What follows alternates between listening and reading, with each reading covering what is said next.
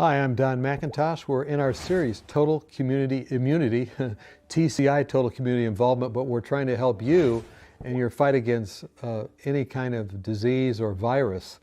And again, Dr. Nedley, the president of Weimar Institute, internal medicine specialist, is with us today. And we're going to talk about NAC.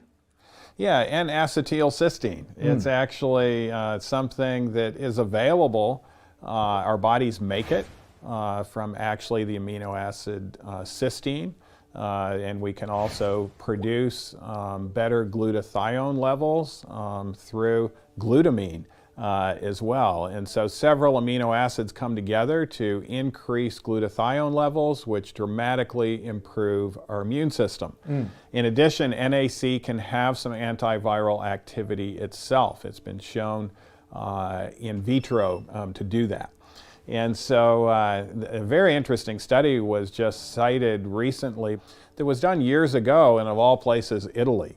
They took people and they had them take placebo. It was a randomized controlled trial, which is the best way to do something to see if a supplement or a medicine is going to work or not compared to placebo.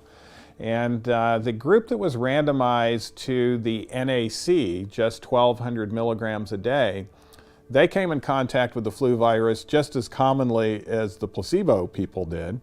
But they found out that if you were taking NAC, 3 out of 4 chance, you developed no symptoms from the flu. You developed an antibody, so it didn't actually prevent you from getting the virus into your system. So you were exposed to it. You were exposed to it, but you actually fought it off so well, you didn't develop a single symptom.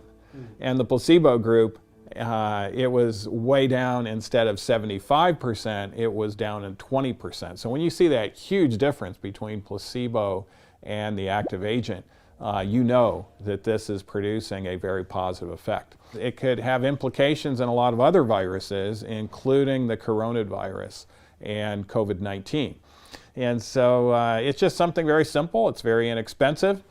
We've actually been utilizing it even in the hospital setting. I work in the hospital as well, and NAC is actually available in the hospital as well. And so they've adopted it. A lot of doctors are not aware of it. They've adopted it in our hospital in Auburn, where I practice and where we take care of critically ill patients.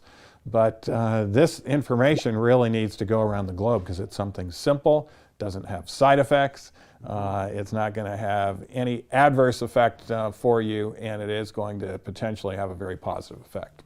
Wow, you know, so ever since you said that on that video that's kind of gone viral, I mean, maybe that's not a good term to use right now, but it's going all over the place and helping all kinds of people.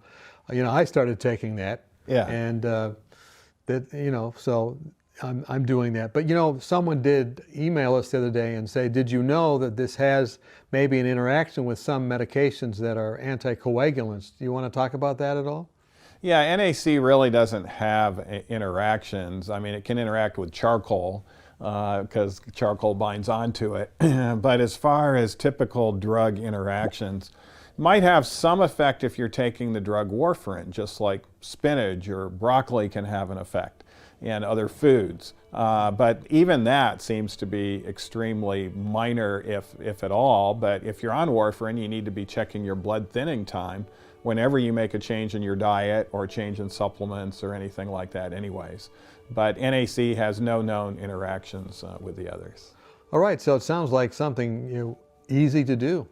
Maybe that's what we should do. Maybe you should head down to that store and get some NAC, because this program is not just about what the doctor can do for you, but what you can do to improve your own immunity. Thanks for joining us.